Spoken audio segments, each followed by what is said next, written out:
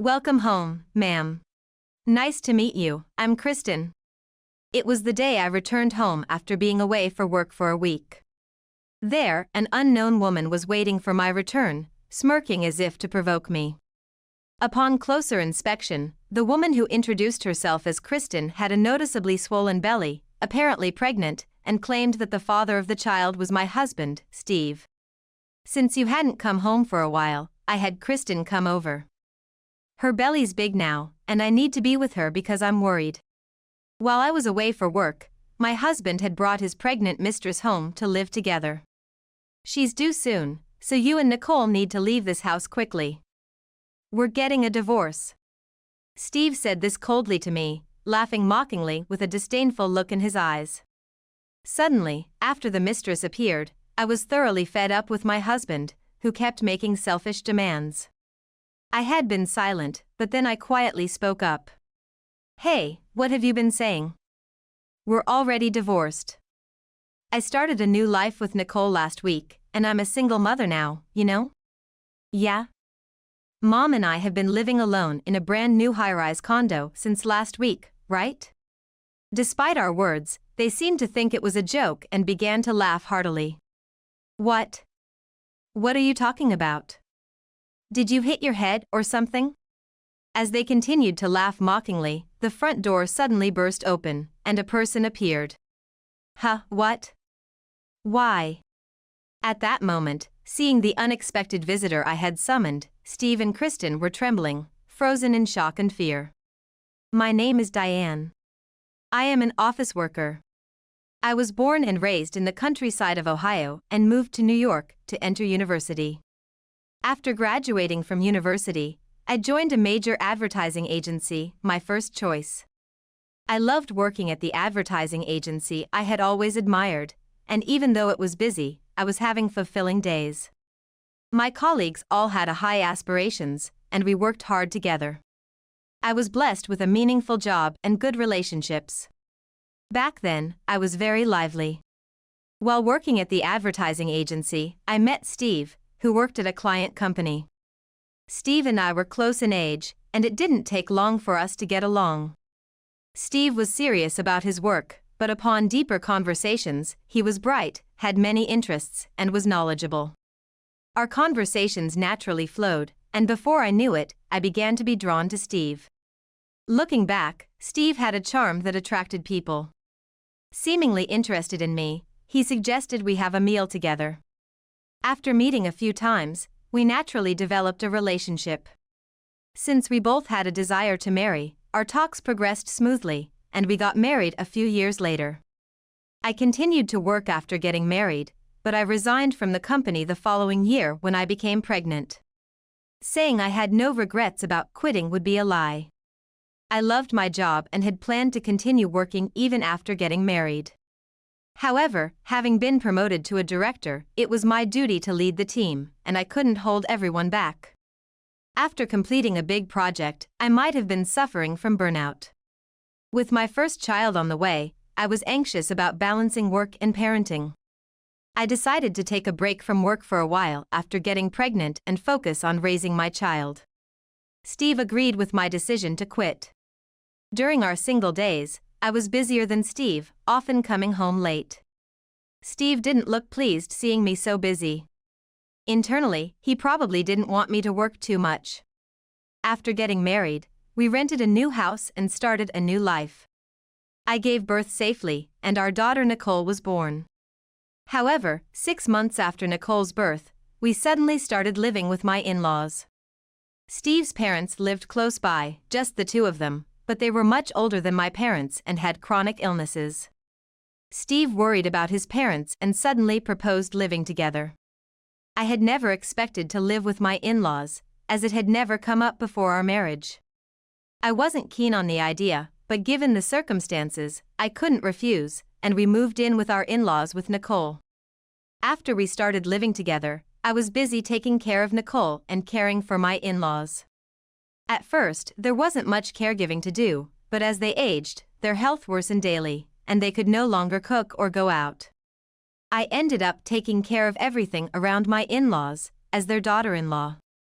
Steve, citing his busy work schedule, did nothing around the house and left all the household chores and caregiving to me.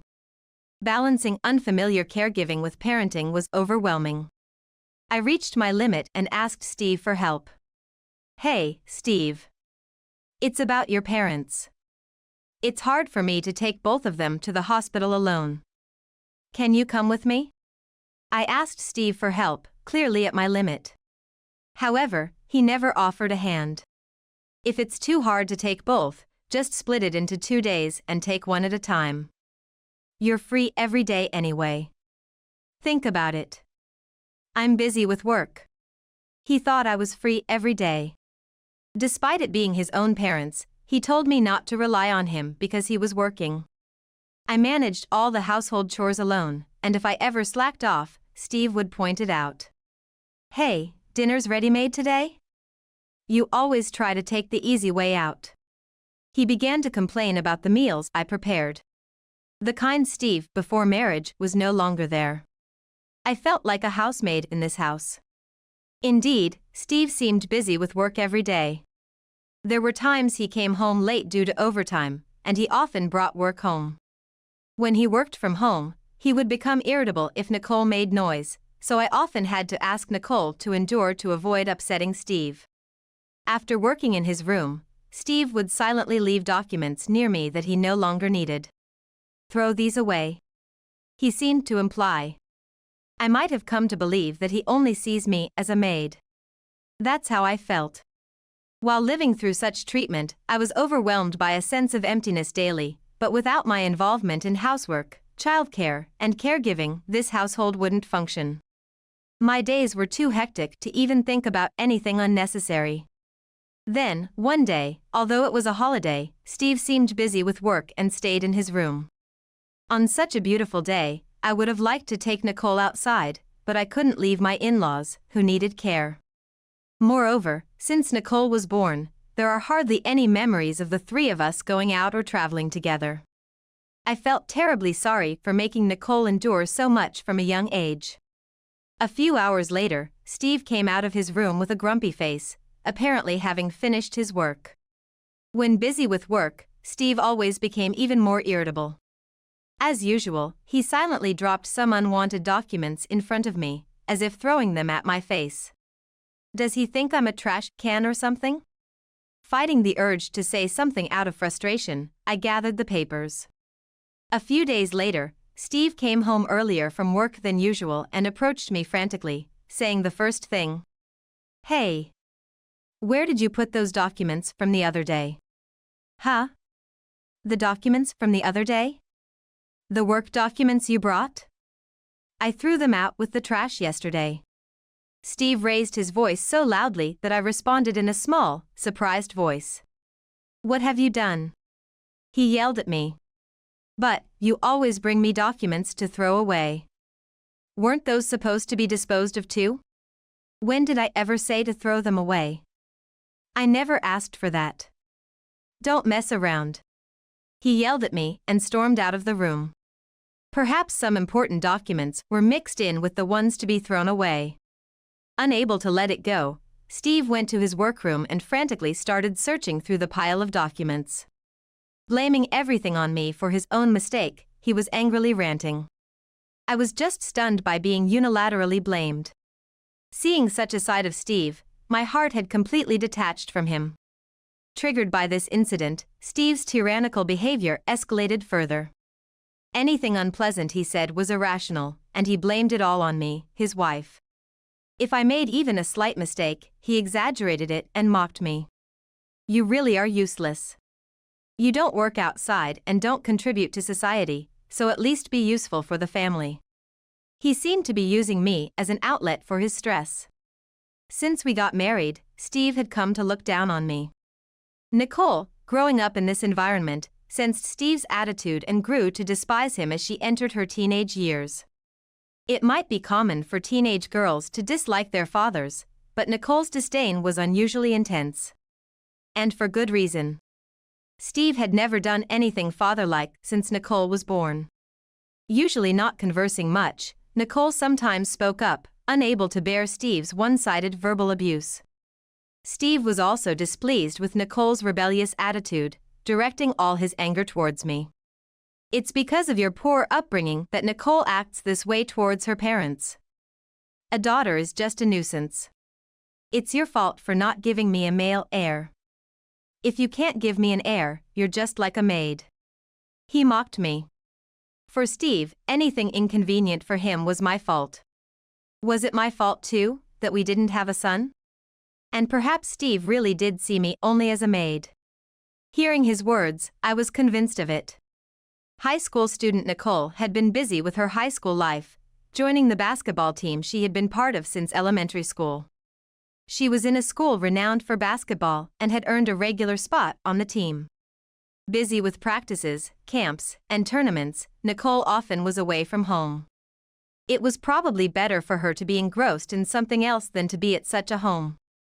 I silently supported Nicole, who was working hard. I would do anything I could to support her. At the same time, I envied Nicole for having something she was passionate about. I wished for a place outside the home where I belonged. I wanted something to devote myself to. Watching Nicole, I started to think about these things. At that time, I was fortunately invited to dinner by a former colleague. I still kept in touch with my colleagues from the advertising agency, and we gathered frequently. Talking with friends allowed me to forget about home and enjoy myself. Over the years, some had left the old company, while others had been promoted. Everyone had followed their own paths, but remained lively and active as ever. During dinner, I shared my current situation and consulted them about my future.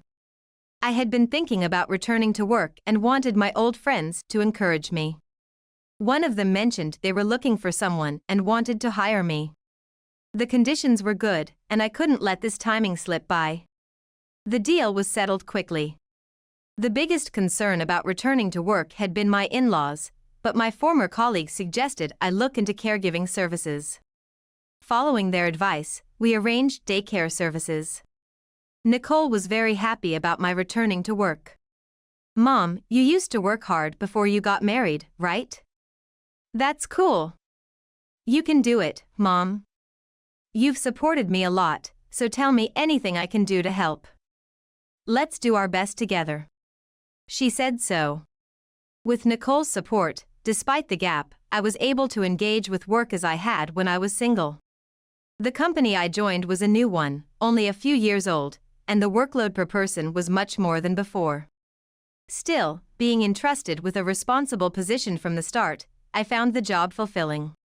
I had found a new place for myself. When immersed in work, I could forget the terrible treatment from Steve and being treated like a maid. After joining the company, it soon entered a busy period. The work was more demanding than I had imagined, and I couldn't return home for about a week. It was the first time I had been away from home for so long. Although I was worried about home, being away allowed me to focus on work. Despite having been away for a whole week, Steve had not contacted me once. Steve only thinks of himself. He probably didn't worry about me. I returned home and unlocked the front door. To my surprise, I found women's shoes at the entrance that were neither mine nor Nicole's. My in-laws should have been at the facility during this time, but I sensed someone's presence inside. Feeling an odd sense of discomfort different from usual, I heard a man's voice, presumably Steve's, and an unfamiliar young woman's voice coming from inside. As I stood frozen in the entrance looking at the shoes, an unknown woman came out. Realizing I had returned, she smiled slyly and said, "Welcome home. Steve, the maid has returned." "Ah, you're back. It's been so long I almost forgot your face." Steve and the woman I had never seen before looked at me with smirking, malicious faces. "You didn't need to come back. Since you hadn't returned for a while, I had Kristen come over. Kristen is pregnant, and I need to be with her because I'm worried." Saying this, Steve gently stroked the woman's large belly. The woman was considerably younger than me or Steve, probably in her 20s. She had long brown curly hair, heavy makeup, and a strong perfume scent wafting around her. "Nice to meet you. I'm Kristen. I've been getting along well with Steve." Kristen greeted me provocatively. As I stared at her large belly, Kristen noticed my gaze and said, "Ah, as you can see, I'm pregnant. It's a boy." Saying this, she provocatively pushed her belly forward as if showing it off to me. Of course, I'm the father. She's due soon. So you and Nicole need to pack your things and leave this house by then. We're getting a divorce. Steve has always said he wanted a son to carry on the family name. He was really happy when he found out I was pregnant and it's a boy. What a difference from you, who can't even bear a son. We have no more need for a maid like you. Steve and Kristen seemed to be enjoying themselves as they chattered away. Hey, what's wrong? Too shocked to speak? Say something. Provoked by Steve, I, who had been silent all this while, quietly opened my mouth. What are you two talking about? We're already divorced. I've been a single mother since last week, haven't I? My unexpected words made Steve and Kristen pause for a moment with confused expressions, then they burst out laughing. What are you talking about? Have you lost your mind? I understand you're trying to act tough, but come up with a better lie. Really, she's so confused, poor thing. The shock must have driven her crazy. You were dumped by Steve. He chose me over you. Kristen looked triumphantly and peered into my face. At that moment, the front door swung open with force. Nicole, having finished her club activities, had come home just in time. It's true. She must have been listening to our conversation from outside the entrance. Nicole interrupted our conversation and shouted loudly. What Mom is saying is true. After all, I've been starting a new life in a new high-rise condo with her since last week. A high-rise condo? What's gotten into both of you? Did you dream this or something? Steve still thought it was a joke as he listened to Nicole. I took out my smartphone from my bag and showed Steve a photo, saying, "This man is the president of the company I work for. You know him, right? Huh? This guy, isn't he the major client's president from our company? How did you get close to him? Someone like you, just an ordinary woman, shouldn't be able to approach him so easily. What did you do to get close to him?" Steve spoke as if I were some kind of swindler. I continued. This man used to be a colleague of mine at the company I worked for. He started his own company a few years ago. He invited me to work with him, and I joined his company. You should know that his company is doing well, and thanks to that, I was able to move into the high-rise condo. But he's known for being difficult to deal with. Even our company took months to persuade him. And you're working at his place? A woman like you with no particular skills? I might be a woman without merit to you, but there, I've been given a position and I work. Oh, by the way, the reason your company got a deal with ours is because I asked the president. He wasn't very keen on it, actually. That can't be. It's a lie, right? As I finished speaking, Steve looked as if he had been drained of spirit, his face pale. And next to him, Kristen looked even paler. Kristen had been silently listening to our conversation and now seemed about to collapse, all strength gone from her body. I said something to Kristen. By the way, our president was happy about having a baby soon, but recently he started saying that he might not be the father. At first, it was just a suspicion, but recently he's become convinced and seems quite angry. Huh? What are you talking about all of a sudden? Steve looked puzzled, but Kristen started shaking, her face still pale. Huh? Kristen? What's wrong, are you okay? Are you feeling sick? No. I'm fine. It's nothing. In a weak voice, Kristen replied, and I said loudly as if to deliver the final blow. Kristen, you're the president's wife, aren't you? What? What are you talking about? Stop it with the weird jokes. I've never seen this man before. As Kristen uttered these words, the front door swung open again. So this was where you were. The man entering from the entrance was the president of my company and Kristen's husband. He had suspected his wife, Kristen, of having an affair, and had figured out that Steve was the other man.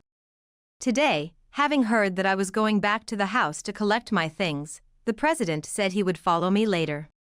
He probably thought his wife and Steve would be there. You're the one who stole my wife. I know everything now. With that, the president furiously shouted at Steve. Overwhelmed by the president's imposing presence, Steve started to tremble. No, that's not it. I don't remember anything like that. Steve's behavior was unrecognizable compared to how he usually strutted around me. He looked down, unable to face the president, and trembled. Hey, Kristen. Explain yourself clearly. The president demanded an explanation from Kristen amidst his excitement. Kristen looked uncomfortable and faced downward, probably realizing there was no escaping the situation. With resignation, she took a deep breath and slowly started to speak. It was just for fun at first. I liked Steve's looks. Once we got involved, the physical chemistry was good, and I couldn't stay away. Hey. What are you saying? That's not it. I was just deceived by this woman. She seems to have other men too. I'm sure the baby isn't mine. If you check, you'll see. I'm not to blame. Thinking his position was getting worse, Steve suddenly distanced himself from Kristen. Steve has always had a good facade. He must have been nice to Kristen too, but his true nature emerged under pressure. How can you say you're not at fault after stealing someone else's wife? The president's anger escalated at the slander of his wife. It seemed like he might become violent if no one intervened. Eventually, the president took Kristen and left, likely deciding it was better for them to discuss things between themselves as a couple. After they left, Steve suddenly apologized to me, and unexpectedly, he asked me to reconsider our divorce. I was really just deceived. She blackmailed me, saying I had to take responsibility because she was pregnant. Even now, Steve was making excuses. Disgusted, I coldly shot back. It's too late to say such things now. The divorce papers have already been filed. The divorce is finalized. Huh? When did I write a divorce paper? Are you saying you forged it? That can't be valid. What are you talking about? It was written in your handwriting. It was among the documents you handed to me. I have proof. With that, I showed Steve the divorce paper I had photographed with my phone.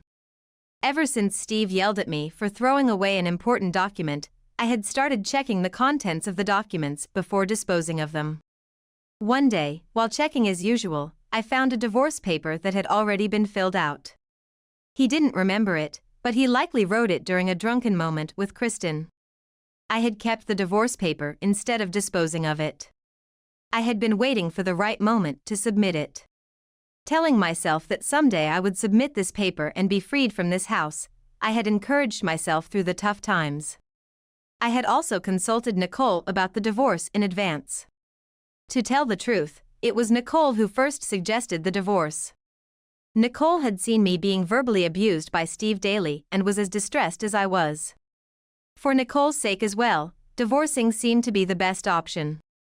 Seeing the photo of the divorce paper written in his own handwriting, Steve made a soundless voice as if some memories were coming back to him. Mom, I've packed everything. Let's go back to our place. While I was talking with Steve, Nicole came out of the room carrying her bags. By then, we just came back to pick up our stuff today. Nicole coldly told her father. You're going to be with that woman, right? Please do as you like. We're strangers now, so you should do what you want. I'm tired of being treated like a maid. From now on, I'm going to live my own life. With that, Nicole and I left Steve hanging his head and walked out of the house. Steve did not say anything back. It seemed he didn't have the energy to argue anymore. Tears seemed to be forming in Steve's eyes. Thus, Nicole and I started our new life, just the two of us in the high-rise condo. Later, I heard from the president about the aftermath of Steve and Kristen. They had a DNA test to determine the paternity of the unborn child. Steve insisted until the end that he was not the father, but the test results confirmed without a doubt that he was indeed the father. Having been abandoned by the president and facing divorce, Kristen tried to get Steve to recognize the child by showing up at his workplace, causing a commotion. Steve had intended to keep it hidden, but Kristen's arrival turned him into the talk of the company. Of course, this incident angered the president and nullified any business dealings with our company. Steve incurred the wrath of the upper management and was demoted to a subsidiary in the countryside. However, given his pride, Steve couldn't endure such treatment and ultimately resigned on his own accord. Now, he's reportedly job hopping, unable to hold down a new job. Having never really taken care of his parents, Steve apparently has a hard time at home without me. But now, there's no one around to help him. Meanwhile, Kristen moved to the countryside with her newborn and is reportedly making ends meet by working part-time at a produce market and living with her child. Since the divorce, the president has been working more vigorously than ever, as if to erase the past events. His efforts have led to a significant improvement in the company's performance. I am supporting the president more than ever, feeling like I've returned to the vibrant work days of my past. Nicole, wanting to continue playing basketball in college, is busily preparing for university exams while engaging in her club activities. Despite our busier lives, Nicole and I, bound by a deep bond, are enjoying our days together as a mother-daughter team.